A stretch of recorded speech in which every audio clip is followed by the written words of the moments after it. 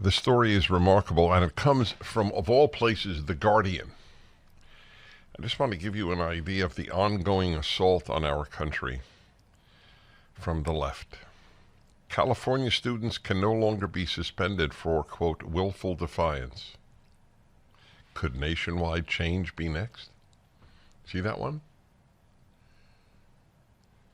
You know, I have said since I began broadcasting,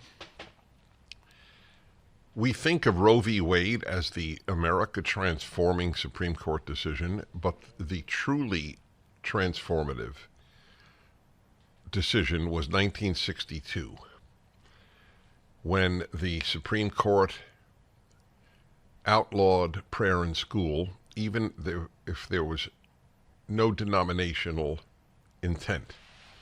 In other words, it wasn't a Christian prayer, it wasn't a Protestant or Catholic prayer, it wasn't a Mormon prayer, it wasn't a Jewish prayer, it wasn't a Muslim prayer.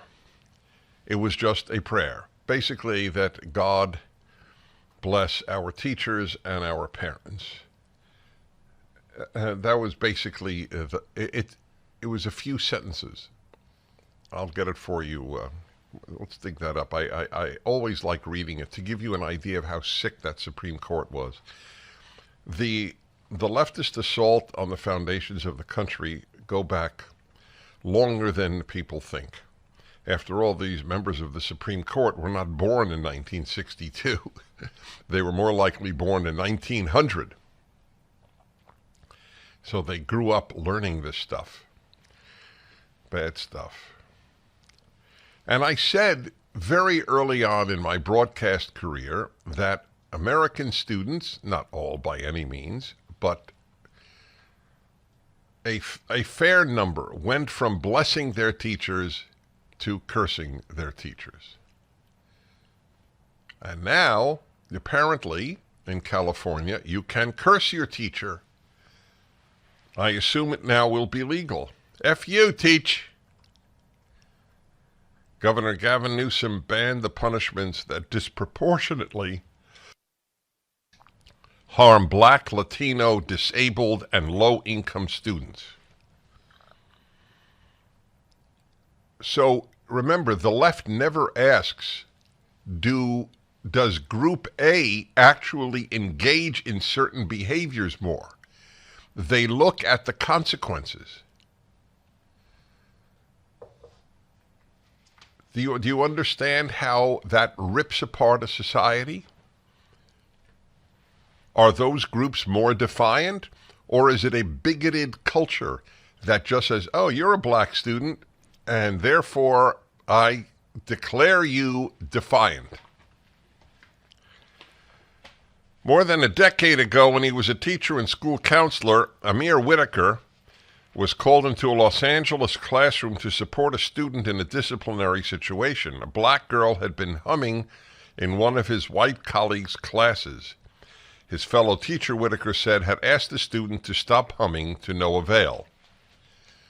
Now, I didn't read the entire piece, so I am learning about this specific as you are. I perused it, and I knew what obviously the topic was. So let me ask you a question. You're teaching a class and a student is humming while you're teaching the class. Is that disruptive? Now, I'll tell you why I'm laughing. The fact that I have to ask the question. All right, let's see what happens. Eventually, the student was recommended for suspension for, quote, defiance.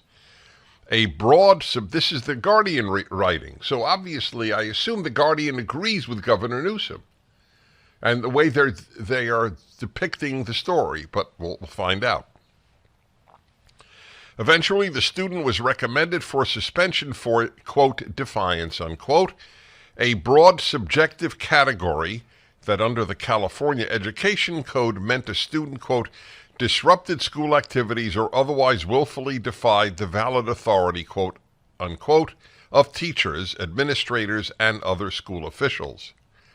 Whitaker later learned the girl hummed to regulate her ADHD.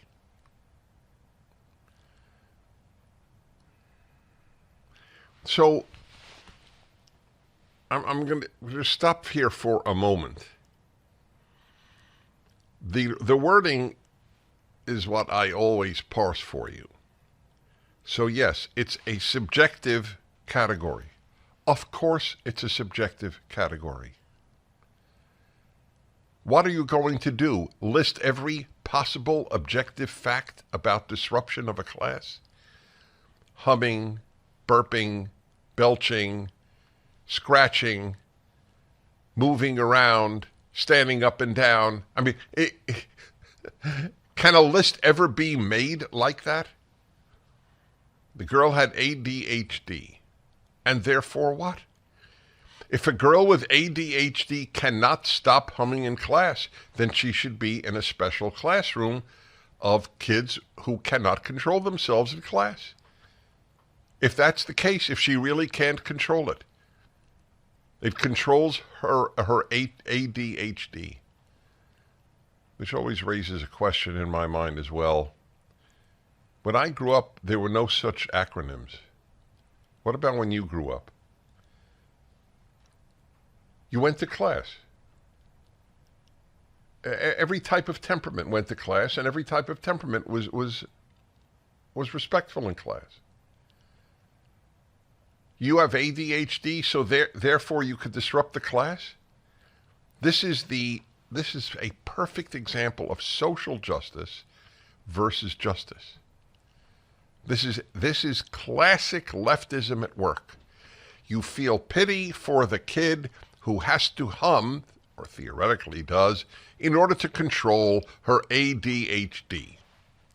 So the fact that it makes studying in the class far more difficult for the rest of the class and for the teacher is irrelevant.